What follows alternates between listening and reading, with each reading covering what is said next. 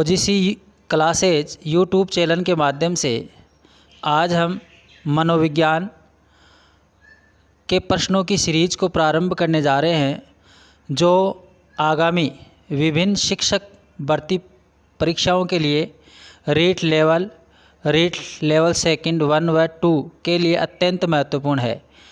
प्रत्येक सीरीज में महत्वपूर्ण 10 प्रश्न होंगे। अब हम प्रश्नों की ओर चलते हैं। प्रश्न संख्या 1। कक्षा प्रथम का विद्यार्थी मार खाने के बाद सभी शिक्षकों से डरने लगता है। इसमें आपके आंसर होगा नंबर 1, प्राचीन अनुबंधित का सिद्धांत। पावलोव के सिद्धांत के अनुसार जिस प्रकार घंटी बजने के बाद कुत्ते के मुंह से लार स्रावित होती है जिससे वो अनुबंधित हो जाता है, उसी प्रकार विद्यार्थी मार खाने के बाद शिक्षक से भी अनुबंधित हो जाता है। प्रश्न संख्या 2। अधिगम निम्न में से किस पर निर्भर नहीं करता है? तो इसका ऑप्शन नंबर 1 आपका सही होगा, आर्थिक स्थिति। यदि हम ऑप्शन 2, 3, 4 पर बात करें, पूर्व अनुभव ये अधिगम को प्रभावित करेगा। अभिप्रेरणा अधिगम को प्रभावित करने वाले महत्वपूर्ण कारकों में से एक है।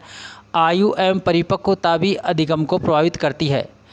अब हम प्रश्न संख्या 3 की ओर चलते हैं। प्रश्न संख्या 3।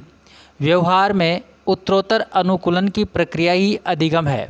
ये एक मनोवैज्ञानिक का स्टेटमेंट है, यह आपको याद करना है। इसके साथ हम इसको थोड़ा तैयार भी कर सकते हैं, जैसे उत्तरोत्तर अनुकूलन ही प्रक्रिया अधिगम है, यानी नर जो है वो उत्तरोत्तर क्या करता है, अनुकूलन करता है या वृद्धि करता है। इसलिए इसका आंसर होगा ऑप्शन नंबर 3। प्रश्न संख्या 4। अधिगम है व्यवहार में प्रत्येक परिवर्तन, परिपक्वता द्वारा व्यवहार में परिवर्तन, अनुभव एवं प्रशिक्षण द्वारा व्यवहार में परिवर्तन, उपरोक्त सभी। तो इसका ऑप्शन नंबर 3 है, वो सही है। अनुभव एवं प्रशिक्षण द्वारा व्यवहार में परिवर्तन ही अधिगम है। ये एक मनोवैज्ञानिक की परिभाषा है जो गेट्स अन्य के द्वारा बताई हुई है। अब है प्रश्न संख्या 5। अधिगम की सफलता का प्रमुख आधार है। यहाँ पर प्रमुख आधार पूछा है, इसीलिए यहाँ पर ऑप्शन आपका चौथा सही रहेगा, लक्ष्य प्राप्ति की उत्कृष्ट इच्छा। यदि हम सफलता के आधार में देखें तो ये प्रशंसा है, पुरस्कार है, ये भी सफलता के आधार में है। लेकिन प्रश्न के अकॉर्डिंग प्रमुख आधार की बात करें तो लक्ष्य प्राप्ति की उत्कृष्ट इच्छा जिसमें अधिक होती है वो अधिगम को जल्दी प्राप्त करता है। अब प्रश्न संख्या 6। पावलोव के प्रयोग में घंटी बजने पर कुत्ते के लार आने की क्रिया कहलाती है। तो घंटी बजने पर कुत्ते की लार आती है, इसीलिए वो घंटी से उसकी लार का संबंध हो गया और संबंध होने के फलस्वरूप अनुक्रिया हुई है। तो इसका ऑप्शन नंबर 2 आपका राइट बैठेगा, संबंध अनुक्रिया। प्रश्न संख्या 7। थॉर्नडाइक ने अधिगम के कुल कितने नियम बताए? तो थॉर्नडाइक ने अधिगम के कुल कितने नियम, इसमें ऑप्शन नंबर 8 सही है। यानी थॉर्नडाइक ने अधिगम के 3 नियम मुख्य नियम बताए थे और 5 गौण नियम बताए। इस प्रकार कुल मिलाकर थॉर्नडाइक ने 8 नियम बताए। ऑप्शन नंबर 3 इसका सही है। प्रश्न संख्या 8। शिक्षक के पास अधिगम के जितने भी साधन उपलब्ध है उनमें प्रेरणा संभवतः सर्वाधिक महत्वपूर्ण है, ये कथन है। तो ये कथन किस मनोवैज्ञानिक का है? यह है स्टीफेंस, यानी ऑप्शन नंबर 2 यहाँ पर सही है, स्टीफेंस इसका आंसर होएगा। यानी प्रेरणा सबसे अधिक महत्वपूर्ण मानी गई है अधिगम के लिए, ये बात स्टीफेंस ने बताई थी। प्रश्न संख्या 9।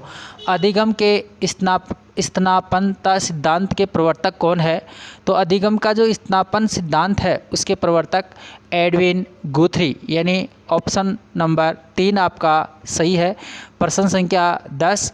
प्रशिक्षण यानी अधिगम स्थानांतरण का सबसे महत्वपूर्ण सिद्धांत कौन सा है? तो सबसे पुराना सिद्धांत पूछा है, तो सबसे पुराना सिद्धांत कौन सा है? तो देखो, मानसिक शक्तियों का सिद्धांत, समान तत्वों का सिद्धांत, मानसिक प्रशिक्षण का सिद्धांत, सामान्यीकरण का सिद्धांत, ये सभी प्रशिक्षण स्थानांतरण के सिद्धांत है। इनमें सबसे पुराना सिद्धांत ऑप्शन नंबर 1 मानसिक शक्तियों का सिद्धांत। इस प्रकार ये आपके मनोविज्ञान टेस्ट सीरीज जो है वो पूरी है। यहाँ हम पहले अधिगम के प्रश्नों को लेकर चर्चा कर रहे हैं। अधिगम के बाद हम एक एक करके मतलब यूनिट वाइज इसको हल करने की कोशिश करेंगे। हमारे चैनल को आप अधिक से अधिक सब्सक्राइब करें, लाइक करें और अपने साथी छात्राओं के मध्य इनको शेयर करें, जिससे कि अधिक से अधिक लाभ पहुँचे। धन्यवाद।